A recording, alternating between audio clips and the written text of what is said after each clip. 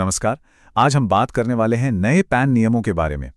2026 से भारत में टैक्स निगरानी का पूरा तरीका बदलने वाला है और इसका सीधा असर आपके पैसों पर पड़ेगा। ये बदलाव क्या हैं और ये आपके लिए क्या मायने रखते हैं, इसे समझने के लिए इस वीडियो को अंत तक जरूर देखें। तो देखिए, सबसे बड़ा बदलाव सोच में है। अब तक सरकार हर छोटी बड़ी ट्रांजैक्शन पर नजर रखती थी, लेकिन अब फोकस बदल रहा है। अब सरकार आपकी साल भर की वित्तीय कहानी यानी आपके फाइनेंशियल पैटर्न को एक बड़ी तस्वीर के तौर पर देखना चाहती है। तो आज हम क्या क्या समझने वाले हैं। हम देखेंगे कि टैक्स को लेकर सोच कैसे बदल रही है, पुराने सिस्टम में क्या दिक्कतें थीं, नए नियमों से हमें क्या राहत मिलने वाली है, इंश्योरेंस पॉलिसी वाला ट्विस्ट क्या है, सरकार कैसे स्मार्ट डेटा का इस्तेमाल कर रही है, और आखिर में इन सब का हमारे फाइनेंशियल फ्यूचर पर क्या असर होगा। तो चलिए सबसे पहले बात करते हैं इस नई सोच की। ये सिर्फ कुछ नियम नहीं बदल रहे, बल्कि टैक्स कलेक्शन का पूरा नजरिया ही बदल रहा है। सरकार अब माइक्रो मैनेजमेंट से मैक्रो मॉनिटरिंग की तरफ बढ़ रही है। देखिए, अब तक क्या होता था, 50,000 रुपए कैश जमा किए या निकालें तो पैन देना जरूरी था। लेकिन अब सरकार कह रही है कि उसे आपके रोज-रोज के लेन देन में उतनी दिलचस्पी नहीं है जितनी आपके साल भर के फाइनेंशियल फुटप्रिंट में है। मतलब साल के अंत में आपके सभी लेन देन मिलकर क्या कहानी बताते हैं। इससे उन लोगों पर कागजी कार्रवाई का बोझ कम होगा जिनका सालाना लेन देन एक लिमिट के अंदर है। अब सवाल ये उठता है कि आखिर इस बदलाव की जरूरत पड़ी ही क्यों? सच तो यह है कि पुराना सिस्टम काफी उलझा हुआ और बोझिल था। जरा सोचिए, एक छोटा दुकानदार या एक किसान जिसकी सालाना कमाई शायद 5-6 लाख रुपए हो, उससे भी हर छोटे मोटे कैश ट्रांजैक्शन के लिए बार बार पैन की डिटेल देनी पड़ती थी। ये एक तरह का जाल था जिसमें आम आदमी अपनी रोजमर्रा की जरूरतों के लिए भी फंस जाता था और उस पर बेवजह का बोझ पड़ता था।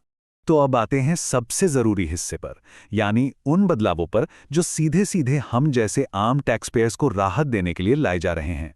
ये बदलाव वाकई में काफी बड़े हैं, जैसे कि कैश जमा करने या निकालने की लिमिट जो पहले हर ट्रांजैक्शन पर सिर्फ 50,000 थी, अब उसे सालाना 10 लाख रुपए करने का प्रस्ताव है।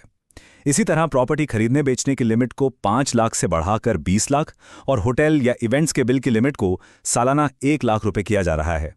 असल में इन बदलावों से सरकार आज की सच्चाई को स्वीकार कर रही है। महंगाई बढ़ गई है, खर्चे बढ़ गए हैं। आज एक आम मिडिल क्लास परिवार के लिए किसी शादी में या जमीन के छोटे से सौदे में भी ये पुरानी 50,000 या 5 लाख की लिमिट बहुत आसानी से पार हो जाती थी। लेकिन रुकिए, कहानी में एक ट्विस्ट भी है। जहां एक तरफ ज्यादातर नियमों में ढील दी जा रही है, वहीं एक ऐसा एरिया है जहां नियम पहले से भी ज्यादा सख्त होने वाले हैं। तो सवाल उठता है कि भाई ऐसा क्यों? जब हर जगह राहत मिल रही है तो फिर बीमा पॉलिसियों के साथ ये सख्ती क्यों की जा रही है? इसका जवाब सरकार की सोच में है। सरकार की नजरों में बीमा सिर्फ एक खर्चा नहीं है, बल्कि एक फाइनेंशियल एसेट है, मतलब एक लॉन्ग टर्म इन्वेस्टमेंट। और सरकार चाहती है कि इस इन्वेस्टमेंट की पहचान पहले दिन से ही आपके फाइनेंशियल प्रोफाइल के साथ जुड़ जाए। तो नियम अब सीधा और साफ है। अब आप कोई भी नई इंश्योरेंस पॉलिसी खरीदेंगे, चाहे उसका प्रीमियम कितना भी कम क्यों ना हो, आपको पैन कार्ड देना ही होगा। यहां कोई मिनिमम लिमिट नहीं रखी गई है। अच्छा, तो लिमिट्स बढ़ गई, आम आदमी के लिए राहत है। लेकिन क्या इसका मतलब ये है कि टैक्स चोरी के नए रास्ते खुल जाएंगे? सरकार ये कैसे सुनिश्चित करेगी कि लोग इन बढ़ी हुई लिमिट्स का गलत फायदा ना उठाएं? चलिए देखते हैं।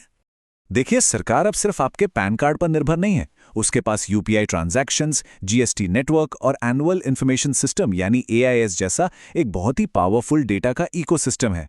इन सभी जगहों से मिले डेटा को एआई की मदद से एनालाइज किया जाता है, जिससे आपकी पूरी फाइनेंशियल पिक्चर साफ हो जाती है। तो इसका मतलब क्या हुआ? क्या कोई भी जाकर बैंक में 9 लाख रुपए कैश जमा कर सकता है और उससे कोई सवाल नहीं पूछा जाएगा? जवाब है नहीं, बिल्कुल नहीं। आप ऐसा तभी कर सकते हैं जब वो 9 लाख रुपए आपकी बताई हुई इनकम से मैच करते हो। अगर किसी की डिक्लेयर्ड इनकम 3 लाख रुपए है और वो 9 लाख कैश जमा कर रहा है, तो सिस्टम में तुरंत एक रेड फ्लैग आ जाएगा। तो ये समझना जरूरी है कि नए नियम सिर्फ प्रक्रिया को आसान बना रहे हैं, जवाबदेही को खत्म नहीं कर रहे। और हाँ, ये याद रखना बहुत जरूरी है कि इनकम टैक्स एक्ट 1961 अभी भी लागू है। उसकी धारा 68, 69 और 69A के तहत अगर आपके पास कोई ऐसा कैश है जिसका आप सोर्स नहीं बता सकते, तो उसकी जांच पहले की तरह ही होगी। ये नए नियम किसी को क्लीन चिट नहीं दे रहे हैं। तो इन सब बातों का निचोड़ क्या है? भारत का टैक्स सिस्टम किस दिशा में जा रहा है और इसका हम पर क्या असर होगा? आसान भाषा में कहें तो ये एक स्मार्ट टैक्स सिस्टम की तरफ एक बहुत बड़ा कदम है। इसका मकसद है कि जो लोग ईमानदारी से अपना टैक्स देते हैं उनकी जिंदगी आसान हो, और जो लोग सिस्टम को धोखा देने की कोशिश करते हैं उन्हें पकड़ने के लिए टेक्नोलॉजी और डेटा एनालिसिस का इस्तेमाल किया जाए। आखिर में एक बड़ा सवाल हमारे सामने है, क्या ये एक बेहतर और निष्पक्ष टैक्स सिस्टम की ओर एक कदम है, या फिर ये एक नई तरह की डिजिटल निगरानी का रास्ता खोल रहा है? इस पर सोचना बहुत जरूरी है। ऐसी ही जानकारी के लिए सब्सक्राइब कीजिए ऑल कैन स्टडी को। Thank you. चलिए नेक्स्ट वीडियो पर